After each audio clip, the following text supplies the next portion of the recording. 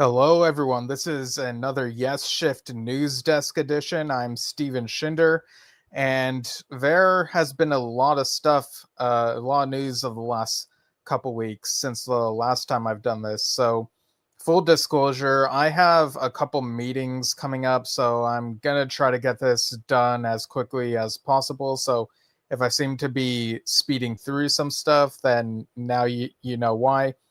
But first off, on this list that I have here, uh, something I didn't know prior to the previous News Desk edition is the release of another Yes related book titled Yes Indeed Tales from Yes without Jon Anderson. And this is written by Preston Fraser. I've seen his posts about Yes songs now and then. And this actually came out a day after the 45th anniversary of Drama's release, so I kind of wonder if that was intentional. But yeah, niche subject matter. Books like Chris Welsh's Close to the Edge only went up to like the mid 2000s, and you do have the Benoit David and John Davison eras touched on a bit in the Stephen Lamb every album, every song Yes book, because touching on the songs from those albums from those eras. But yeah, this seems like it touches on the drama period and then the Benoit David and John Davison period. So I quite like that. It's something unique, something that we don't necessarily get that much of when it comes to Yes reading materials. Of course, at least in this type of book, you of course have tour books, and those are always great. All right, next up, Roger Dean. I touched a bit of the Roger Dean Trading Boundaries Q&A that was live streamed earlier this month, where he talked about AI and some other art-related topics. So go check that out if you have not already. And something surprising that happened recently is in a Netflix documentary about Charlie Sheen, the Yes song Leave It appeared. So that was within the first several minutes of the documentary. I've not watched the whole thing. I don't really have plans to, but it did kind of remind me of Leave It appearing at the beginning of the Yes Years documentary. And of course, there's also the Making of Leave It documentary. So maybe they should use them more documentaries. I don't know. But yeah, quite a surprise there, and kind of refreshing that's not the typical, roundabout and Oh Nerve Lonely Heart inclusion in other media. All right. So next month is apparently something called Rocktober, and Rhino, at least this is what I heard on Yes Music Podcast. They talked about this in more detail, so they'll have some info on this, but there's a vinyl re-release of 90125 and I think Big Generator as well. I kind of wish I'd known about this before the previous News Desk episode, which was actually on 90125 day. That would have been kind of nice, but alas. So yeah, check out Kevin and Mark's discussion on that. I think that episode came out a couple weeks ago now. And another thing happening in October from the 9th to the 12th is Progstock. So we have a little commercial here, actually. Let's see, let me just load it up, and it's about a minute long, so here we go. Experience Progstock, the American Northeast's only international progressive rock festival. From October 9th through October 12th, your favorite progressive rock artists up close and truly personal. This year, you'll experience I.O. Earth and the Orchestra of Sound and Emotion, Pattern-Seeking Animals, Marillion's Steve Hogarth in his first ever U.S. solo appearance, special one-of-a-kind performances by Melanie Mao and Martin Schnella, We Came From Space, Rachel Flowers, Points North, Fun Funhouse Mirrors, Peter Jones of Camel, Discipline, Flaming Row, Dave Bainbridge and Sally Manier, Mike Keneally and Beer for Dolphins, Kate Highnote Trio, The Siberium, and for the first time as Saren Gazer, Saga's Michael Sadler with his son, Saren. Passes to Progstock are going fast and are still on sale now at progstock.com. Get your Progstock 2025 passes right now at progstock.com. You heard them, folks. So that takes place in Rutherford, New Jersey. So if you can make it there, try to make it. And if you can't, there's a live stream option for some of the events there, at least some of the events. I was looking at the list on Stage It, so I'm gonna have to see which ones I'll be able to watch. But yeah, and check out our interview with the organizers. I think that was a few weeks ago, maybe a month or so ago. Talking about Progstock and all the different artists who are there. So check that out in our backlog when you get the chance. You'll also notice Derek Schulman of Gentle Giant was part of that roster. And of course, he has his upcoming memoir, Giant Steps. That book has actually been delayed due to a supply chain issue. That just got announced this week. So in the UK, it's coming out November 14th. And in the North America, it's coming out December 2nd. But, Derek is still going to do the book-related events that he's doing. We scheduled to have him on September 25th at noon Pacific here on Yesshift. So that'll be a great conversation. And this book is really worth the reading. Y'all have got to check it out. All right. So next thing on this list, over on the Alan White Facebook page, they shared an illustration by Klaus Vormann featuring Yoko Ono, Dan Richter, Alan White, Klaus Vormann, Eric Clapton, and John Lennon rehearsing for the first time the songs they would all play that evening on board the plane to Toronto, September 13th, 1969. And I believe this was posted on the anniversary of that. So it's a nice looking illustration. It's like in black and white. Check it out on the Alan White Facebook page when you get the chance.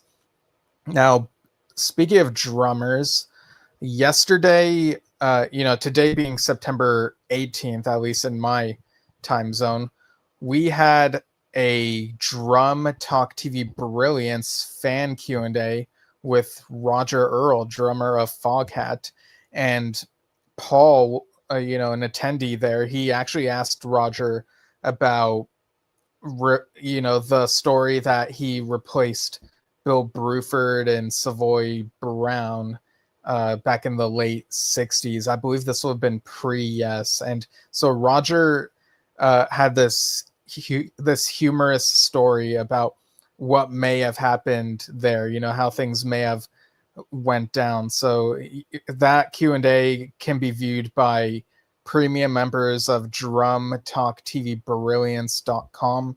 So check that out if that interests you. It's a great story and great conversation with Roger Earl. He's had a lot to say about Foghat and about music. Is really great. But speaking of Bill Bruford, he was recently on the Weird Music podcast, and one of the questions he was asked, which I was very surprised that this was even a question, and the first one in the interview, which was, does Bill Bruford hate Robert Fripp? And it was done in a humorous fashion, not like a serious fashion, but yeah, no, Bill, respects Robert Fripp, and, he talked about working with him, and, he talked about King Crimson and being a drummer and the Pete Roth trio. So, it was a really great conversation to watch. And over on his YouTube channel is actually a video from this past July, which is an excerpt from How Insensitive over at a Pete Roth trio show. And I'm glad that we got to see footage of this. There's another video coming out on his YouTube channel tomorrow morning called Summertime. So that'll be another Pete Roth trio performance from the looks of it, if the thumbnail is anything to go by. But yeah, I really liked this clip. Bill starts off with something relatively simple, but then it escalates and he does this like speedy motion with the drumsticks, and he's drumming at a good speed, and it's really cool to see that he's still got it. And next up, it might be called the Make Weird Music Podcast. I don't know. It's pretty easy to find on YouTube. But Steve Howe has also been doing interviews centered around portraits of Bob Dylan and Natural Timbre being re-released. And that's how he pronounced it generally.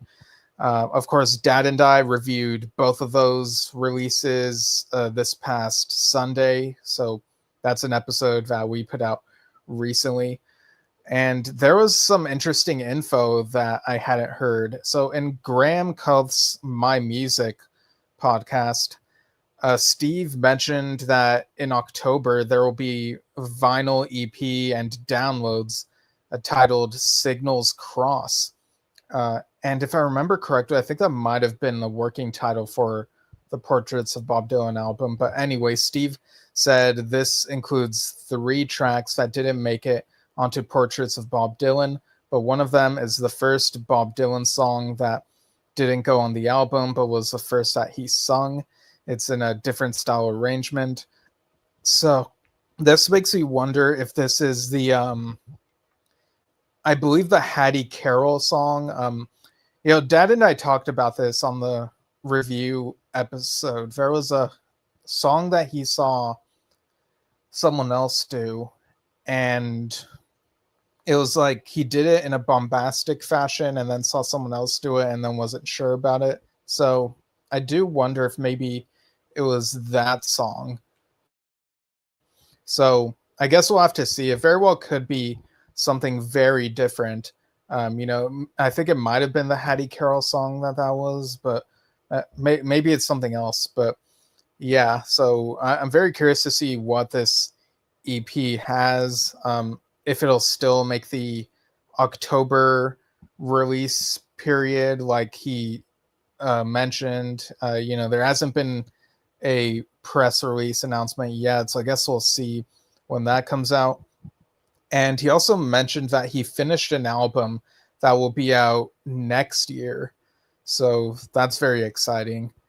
And that there are also several more releases in his solo back catalog that could potentially see a re-release through his House Sounds label, which he put out these two most recent ones, Portraits and Natural. And I believe Guitarscape also on that label. It might have been. So it kind of feels like the pattern is something new, then some archival stuff, then something new. And that's a really nice pattern there, if that is what's going on. And he also mentioned he wants to do more. He wants to get out next year and do a few solo shows. So I guess he would have to figure out when to do that in between all the Yes stuff that might be going on. There was also a Jeff Downs interview with our good friend Joe Cass of Total Mass Retain. And it was a really cool conversation to watch. They talked about Yes, Asia, and even Downs Braid Association. So Jeff said in this interview that Downs Braid Association's 6th album will be out next year. So I guess next year we'll see 3 different releases from him and these different bands. And he also said he hopes that the Yes album could come out in early spring, but could come out later. So my prediction is we'll probably get the Yes album first, and then maybe DBA in the summer, and then Asia in the autumn. Or I suppose those last 2 could be flipped somehow, but I remember reading somewhere that they may have just started recording the new Asia album, but I couldn't find a concrete source to verify that. But in either case, I'm excited about all three of these releases. New Yes, where could they go from Mirror to the Sky? What's the next step for them? Asia, with this lineup that is pretty solid, carrying the torch, continuing the tradition, the music, and Downs Braid Association. I really do think is kind of the unexpected, um, surprise when it comes to music. Fans of Yes and Asia might be somewhat familiar with it. People outside that bubble, maybe not so much, but there's some really great material from Downs Braid Association. So I'm really looking forward to seeing more of what that duo puts out. So great interviews that happened recently. And this next item, Shine Delirious, a California Yes tribute band, have a show coming up in Vallejo, California on September 27th. So go to their Facebook page and check out the link to where you can get the tickets to that show. It's very much further north from me. If they ever play anywhere closer to me, I'd be very curious to see what they're like in person. And meanwhile, Miguel Bass has continued posting his Yes covers, version of Tempest Fugit recently, and I think maybe Gates of Delirium, unless that was further back. But yeah, keep up the good work, Miguel. He also shared a post of a transcription by Simon Gilman of Rhythm of Love. And he says it uses the low A on the 5-string bass. Chris recorded the whole of Big Generator with his custom red 5-string made by Mike Tobias. All right, now we get to one of the bigger news items here, and this is Yes's official announcement of the upcoming UK dates. So as a refresher, they have the US Fragile Tour happening October through November. I already have my ticket, so very excited for that. But in the UK, I believe this is April through May. Yeah, they'll be touring the UK. So I'll just go ahead and read this press release. Yes will return to the UK for a 9-date trek across the country starting on the 22nd of April at the Royal Concert Hall in Glasgow and ending with a 2-night run at the prestigious Palladium in London on the 3rd and 4th of May. The tour will see Yes performing their 1971 classic album Fragile in its entirety, as well as a selection of songs from right across their illustrious catalog, from their legendary 70s releases right up to their current album Mirror to the Sky. And just taking a break from that press release, I really do hope they play some of the more recent songs. I think that would be a great surprise. There's great material on there. Just show how proud you are of that material, the title track and Circles of Time, those will be great to see all connected.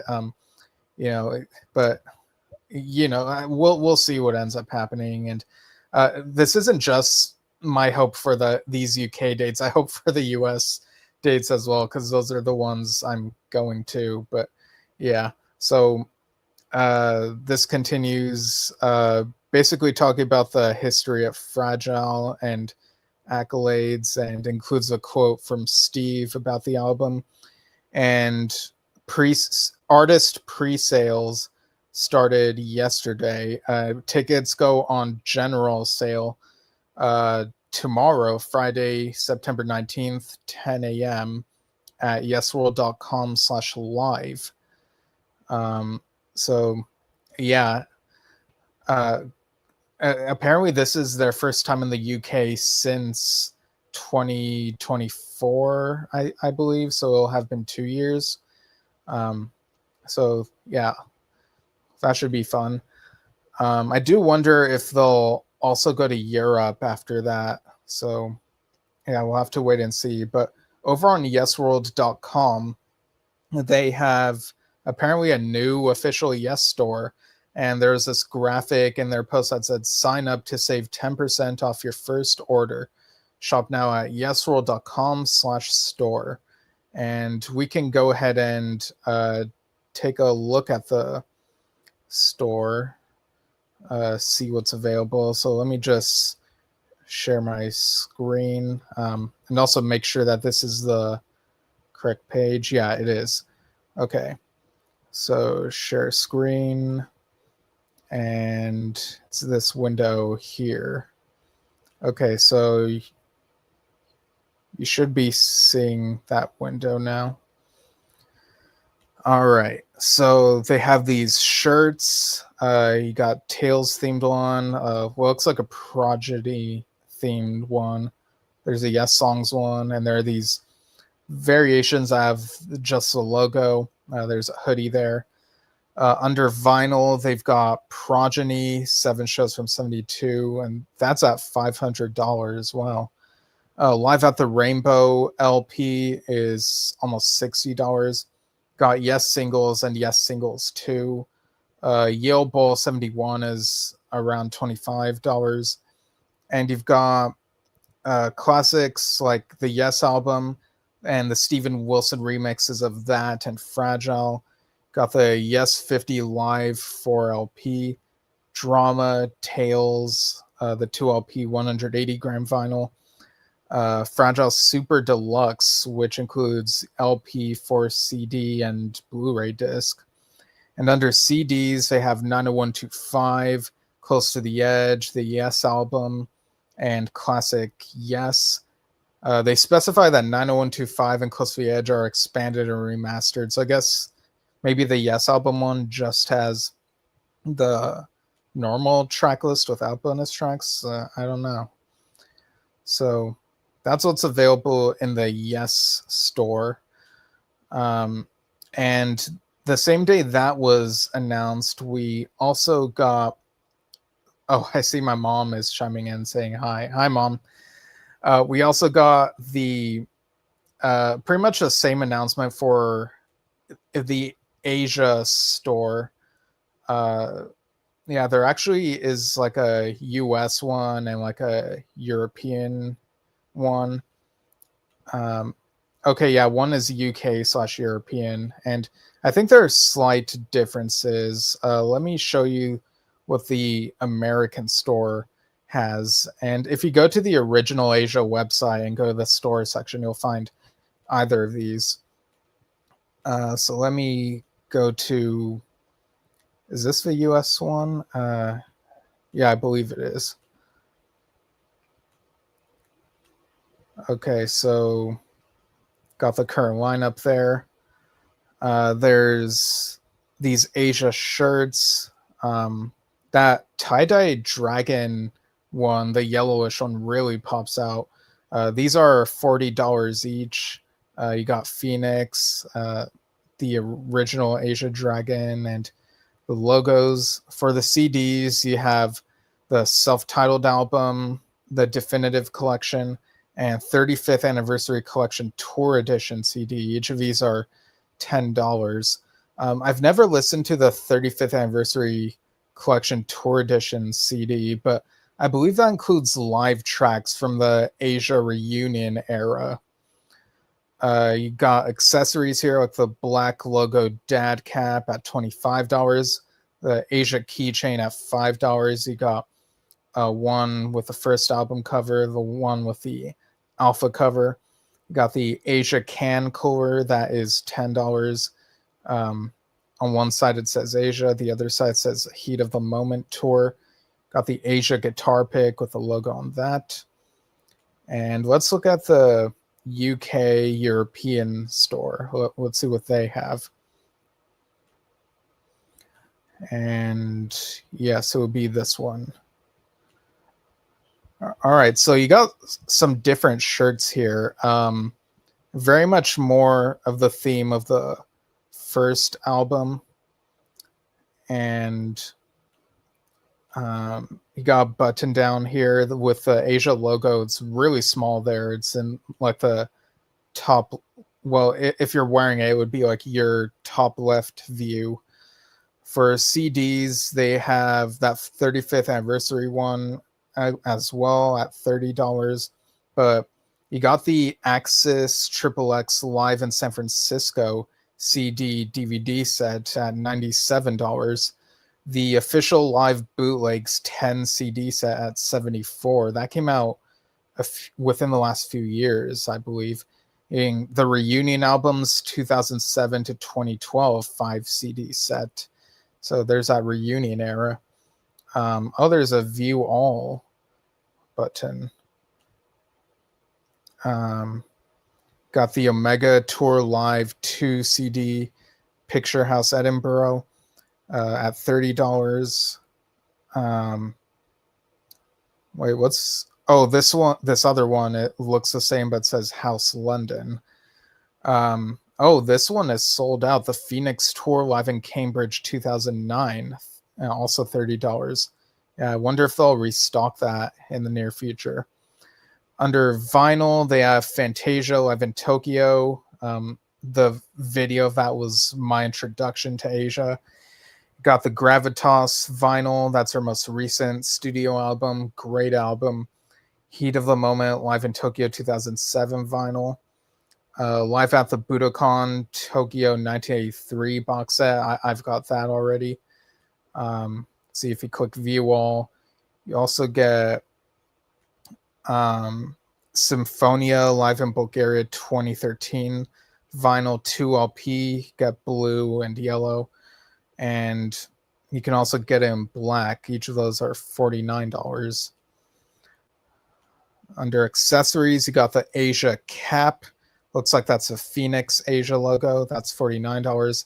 The Tiger bandana at $24. And the Tiger mug at $30. Tiger tote bag at $24. And those, of course, reference the Omega album, the second reunion album.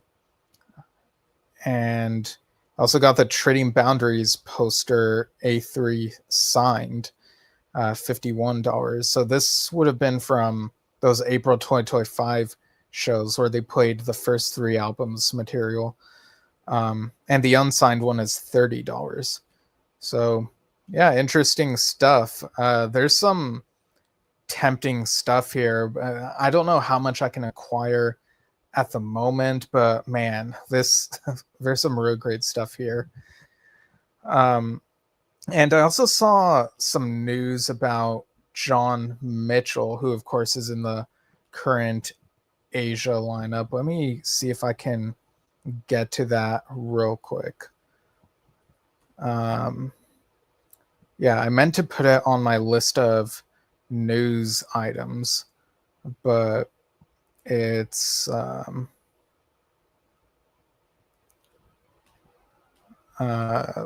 maybe if I type that in, it will come up. Okay, so Jon Mitchell, guitarist with Asia and mainstay with Lonely Robot, has announced a one-off solo UK show for December when he'll play Dingwalls in Camden Lock in London on December 18th. He'll be backed by a band featuring his Frost bandmate, drummer Craig Blundell, Dim Gray's Oscar Holdorf, and Jez Fielder, who fans will know from Mitchell's acoustic and evening with shows. The show will feature a hand-picked set list spanning Mitchell's career. Expect fan favorites from Lonely Robot, It Bites, Frost, and Kino. So that should be a really fun show. I saw one of his performances in one of the Prog Stock streams, and he's got a really good sense of humor. And we've had him on the show along with Harry Whitley a while back. Next up on the list of news items, we have a limited edition Jon Anderson item. And this is... this is listed as an autographed limited edition Jon Anderson live perpetual change turntable. And I remember seeing comments from people debating on, the name of the thing and what it is. But yeah, let me go ahead and show you how it looks. Actually, let me do it this way.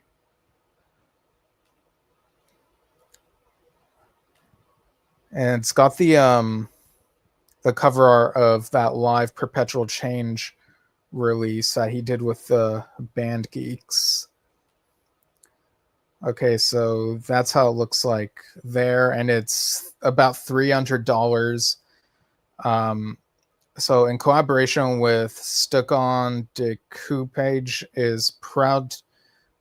Jon Anderson is proud to offer you a chance to purchase this limited edition autographed decoupage turntable honoring the live Perpetual Change album. Each turntable will be autographed by Jon Anderson, numbered and signed by the artist. And every or it says artists, so I wonder if that is it just Jon or is it the Band Geeks as well? I don't know. Every turntable is hand decoupaged and coated in a high gloss finish. Each one will be a true one-of-a-kind piece. This is a pre-order, and turntables will begin shipping the week of October 20th. This Victrola suitcase-style turntable has been transformed into the ultimate collector's piece. Has been... Okay, yeah, it says hand autographed by Jon Anderson. You got the turntable details there. And yeah, I'll go ahead and show you how this looks close up. Here's Jon holding it and signing it. And here's a different angle of it. Oh, there you got the Band Geeks there. You got... Yeah, this will be the lineup that's on that album. And this is how it looks like when it's opened up, and you have that on it. So, yeah, it's there if people want it. Maybe aesthetically people will like how this looks and want it in their collection. With all this stuff that gets put out in the music world, you kind of have to pick and choose what items you want. All right, so what else have we got here? It was Andy Graziano's birthday earlier this week, and he did like a live stream of him playing guitar. I don't remember if it was on his birthday, but yeah, it was really fun seeing him play. Billy Sherwood posted this week that he is tracking drums for a project, and this is with solo artist Josh Gill. And he says, "We met in London, sounding very cool indeed. Love playing drums." So really cool that Billy's doing more work. We're so used to thinking of him on bass and even and guitar as well, but yeah, he can play drums too. XOX Xeno, of course, is a project that Billy was also involved in, and it had Jay Shellen and Patrick Moraz, and I interviewed Craig Marr of that project back in July, and this post came out recently from XOX Xeno saying, "We're thrilled to announce that Luminous Voyage," that's the name of the album, "is now officially available on 180-gram vinyl. Choose between two stunning editions, Flight and Infinity," and those are the two different covers. Each edition comes with a full lyric inner sleeve designed by Craig Marr, a nostalgic touch that harks back to the golden age of vinyl. So you can check that out at, if you go to the XOX Xeno website, you can check that out at the store. And speaking of Patrick Moraz, Michael Franklin, a producer who's worked with Patrick and also on Jon Anderson's 1000 Hands, shared a throwback clip of Patrick playing keys. I believe it might have been Windows of Time or something from that album. But yeah, looking forward to whatever else might come from Patrick Moraz. And Rick Wakeman posted Sitting at the Window, and that's a track from his new upcoming album, Melancholia. So on his YouTube channel, there's a video of him like actually playing it, and I'll go ahead and show you the over at Rick Wakeman's musicemporium.com, there's all this Melancholia merch, and I believe this, let me just, I'll screen share that. So again, there's a bunch of different store items to talk about this time around. So you got a drink bottle, mug, a bag, notebook. There's a jigsaw puzzle. There's a bunch of stuff here, so I might not be able to name all of them. It's a coaster. A signed test pressing, which is sold out. You can pre-order the CD DVD for $20, the signed version of the CD DVD for $45, and a signed silver vinyl for $75. And I guess unsigned is $30. Why is this one $25? Oh, maybe it's because, yeah, this one's silver and the $25 one is not silver. We got the CD for $20. So yeah, the piece of music was very beautiful, very melodic. And this comes out on, I believe, in October. Let me just double check that.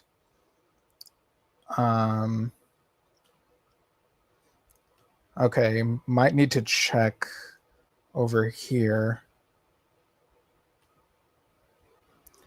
Let's see, Melancholia. Yeah, it's coming out October 17th. And on Rick Wakeman's podcast, The Myths and Legends of Rick Wakeman, the most recent episode, he talked about Ozzy Osbourne, looking back on how Ozzy was as a person, and similar to what he did with in the Dave Cousins episode. And really glad that he took the time to talk about these amazing musicians who are no longer with us. And there was also the announcement of the Wakeman and Son tour with Rick's son Oliver for March 2026 on the East Coast of the USA. This tour replaces the postponed Strictly Wakeman tour, and tickets to the same venues are still valid for the new dates. Where it has not been possible to reschedule, either refunds have already been made, or please contact your place of purchase at rwcc.com/live.php. And it includes like # Wakeman and Son. And initially I misread that as, or maybe this is a hashtag in the post that I looked at. But yeah, when I saw Wakeman and Son at first, I misread it as Wakeman Anderson. But anywho, so yeah, this is really exciting that Rick and Oliver are going to be touring together, and these are US East Coast dates. I'll go ahead and show you on the screen here. I do hope that maybe this is a big ask, but it would be cool if this also goes to the West Coast. But yeah, it begins March 11th, 2026 in Ridgefield, Connecticut. And it goes through a few other East Coast states up until March 29th, ending at Red Bank, New Jersey. So hoping they at least make a video and put out a DVD and Blu-ray of it. That would be really cool. Oliver has not done like a tour like this with Rick. I believe Adam has, but the whole Wakeman and Wakeman thing. But yeah, I'm really jazzed to see like how this could turn out. All right, so the last thing here is a little Oliver Wakeman roundup. So I'm just gonna mention what Oliver has posted on his Facebook page, and you can check all these out over on his Facebook page. He does a better job of explaining what all these bits of memorabilia are. But yeah, this is basically since the last time I did a news desk, and he's been doing a lot of awesome posts. So he found Rick Wakeman's Return to the Center of the Earth record in his garage. He also posted about a couple rare vinyls, which his nan gave him before she passed away. They are White Rock and he believes No Earthly Connection white labels, the pre-manufacturing test pressings. And he really likes both and thinks that No Earthly Connection is his favorite of his dad's. Picture from November 27th, 1999 of him with Martin Hudson, who ran the Classic Rock Society, Steve Hackett of Genesis, and Peter Banks, the original Yes guitarist. I'll actually show you that one in a moment after I read off about these other ones. Okay, so scrolling further, he posted about something Styx related. It's a transparent 12-inch picture disc of the track Love is the Ritual. And he mentions, loving the Edge of the Century album by them. Let's see, the announcement of the Wakeman Son tour. A poster from a Yes show in Ryman back in 2008. And he says, I remember almost getting run over just before the show when someone came the wrong way up a one-way street. I only didn't get hit because my friend Al pulled me back out of the car's path. Well, he also mentioned a couple weeks ago, so I don't know if this is still the case, but that Burning Shed were out of stock of the Onam Kara records, so people could check that out at Cherry Red in the meantime. He also found pics from the O2 show back in 2016 when he played with Rick for the premiere of his updated King Arthur album. A photo of a solo show as part of Rodney Matthews' art exhibition. And he also posted a video of himself talking about the Moog Little Fatty and his involvement in solo tours and on tour with Yes. Photo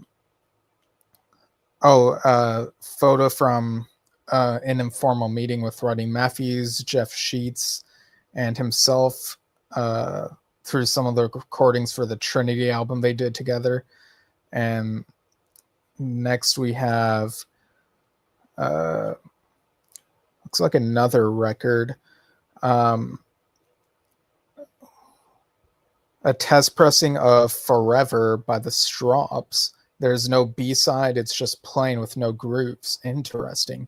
He says, I think he signed it for me back in 1994 when I was helping him during his tenure running Lantern Radio in Devon. And he also posted a picture of test pressing of Warning Man from Rick Wakeman's No Earthly Connection. And he says this one has the Spaceman on the B-side. He also said, I now know that a lot of you agree that this is one of Dad's best works, although I also know that a lot of you disagree with me. Yeah, that's the nature of fandom. People have their own different tastes. And he posts about Styx again, showing a picture disc of Don't Let It End from the Kilroy Was Here album. He says, I came to Styx in my late teens, and so this was just part of the back catalog, so I thought it was great. I should listen to more Styx. I think I've listened to at least their first few albums, and Dad mentioned that their recent stuff was great, so... but anyway, Oliver also posted a behind-the-scenes photo with Rick. This was at the Mile of Roses charity concert. And he posted a 7-inch picture disc from Rick Wakeman's Rhapsodies album.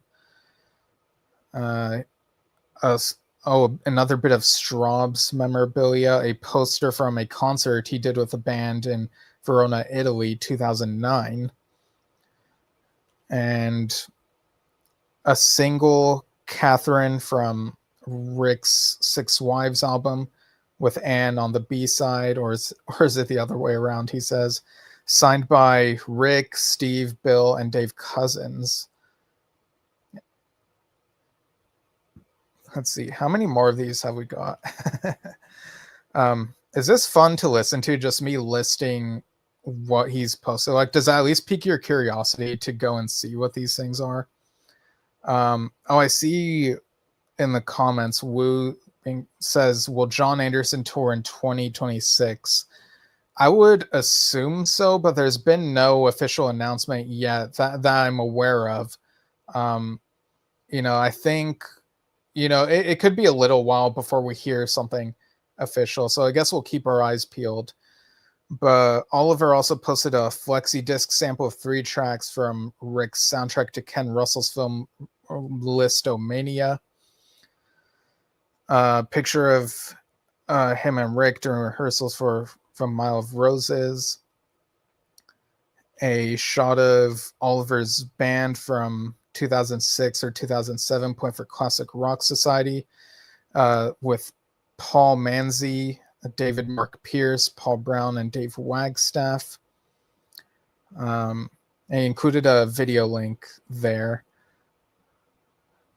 The track Spider by Rick Wakeman. I guess that's another single. And he posted a photo from when he was interviewed for the upcoming Straubs film. And I did comment asking when we can expect it to be released. And he says he's not sure, but he'll ask about it. So hopefully we can, get a... Sorry, I was responding to a message. Get an update on that in the near future, because it's been a little while since we last heard about that documentary. And with Dave Cousins passing, I do wonder if maybe there would be an added retrospective epilogue type thing at the end with Dave's friends looking back on him and his life. I think that would be a nice touch. Let's see, birthday post for his wife. It's very, very nice. Apparently they watched The Rise of Skywalker together, which his wife hadn't seen. And that movie, it's middle of the road to me personally. I think there are some nice emotional moments, but there are also some very messy moments. I'm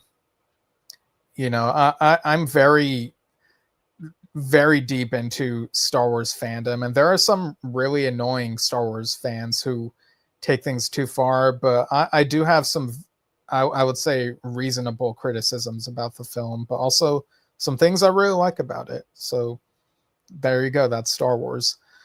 But getting back to Oliver's stuff, he also posted, the Rick Wakeman single, I'm So Straight, I'm a Weirdo. Yeah, that's a strange sounding song. You can find a music video of it on YouTube, I think. Another photo taken from the Straubs 40th anniversary concert on September 13th, 2009. This was at the end of the concert when they performed Where Silent Shadows Fall. And he says this was special because he put together the keyboard orchestrations for the album, and Robert used his score as a basis for the live arrangement. Nice. Getting back to It Bites, he posted a picture of Eat Me in St. Louis, that record.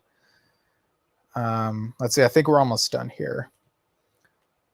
He posted a picture of a single of Rick's theme from Goal. I'm not really familiar with that. Let's see. He says, I'm currently trying to confirm the UK dates for my own band in April, which will happen pretty much when I get back from the tour with Rick. He says, this also gives me a chance to post a picture of the rig I used for the headline slot for Winter's End last year. It's a nice picture there. And another something else from his garage, Custer's Last Stand, taken from the Time Machine album by Rick. And finally, the most recent thing, he said he went to the cinema to see Spinal Tap 2, The End Continues. So yeah, I'm not sure that I'll be able to catch that in the theater, but I am curious about it. But anyway, comment, your camera jumps slightly. Yeah, sorry, it's because I have my laptop like Right, it's not on a table, so it's like on the, yeah, it's a whole thing. But yeah, that's all for now, and I might jump on here for something else within the next few days, and then there's a record I'll be talking about on the 23rd. That would be Virgil and Steve Howe's Nexus, which I finally got the LP of after all these years. I'd had the CD, now I got the LP. So yeah, and I'll post about all this stuff. But thanks for following the channel at Yesshift, and hopefully this was a fun news episode, and we'll see you all soon.